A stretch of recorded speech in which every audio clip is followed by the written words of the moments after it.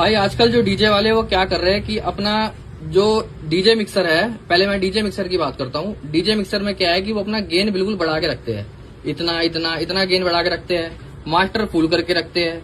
और एम्पलीफायर से क्या करते हैं वो कि नॉब जो है ना वो इतना और हाफ रखते हैं।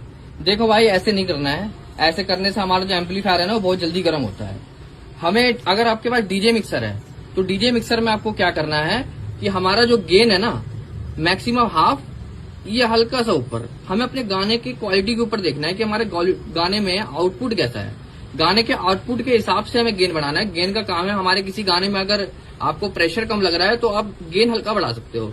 डीजे मिक्सर में इससे ऊपर रखने की जरूरत नहीं है आपको। और जो हमारा स्लाइडर होता है डीजे मिक्सर में, इसको आप फुल कर दो, कोई इशू नहीं है। मेन जो है हमारा मास्टर आप देखो कि हमारा मतलब गाने में क्वालिटी कैसी है। गाने हमें अपना एम्पलीफायर का रीडिंग देखनी है। जहां तक हमारा ग्रीन लाइट आ रहा है वहां तक हमें अपना मास्टर बढ़ाना है, जहां रेड आ रहा है वहां हल्का सा कम कर देना है। और जो नॉब होता है, नॉब को कभी भी हाफ या उससे कम नहीं रखना। नॉब को आप 70 से 80% बढ़ा दो, कोई दिक्कत नहीं है।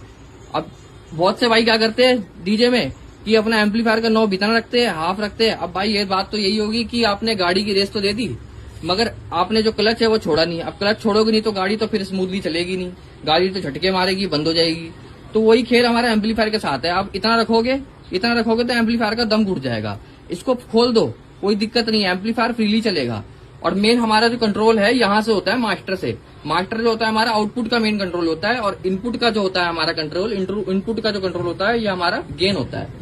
हमारा इनपुट में अगर आउटपुट कम आ रही तब हम गेन को छेड़ते हैं, और जो आउटपुट का जो होता है ये हमारा मास्टर होता है। मास्टर हमें अपने एम्पलीफायर की रीडिंग के हिसाब से देखना है।